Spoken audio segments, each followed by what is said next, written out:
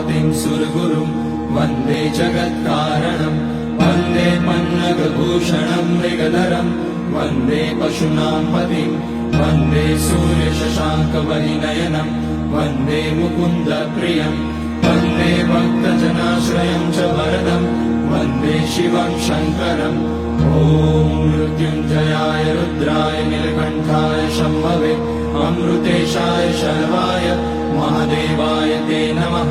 नमस्तेऽस्तु भगवन् विश्वेश्वराय महादेवाय त्र्यम्बकाय त्रिपुरान्तकाय त्रिकाग्निकालाय कालाग्निरुद्राय नीलकण्ठाय मृत्युञ्जयाय सर्वेश्वराय सदाशिवाय श्रीमान् महादेवाय नमः।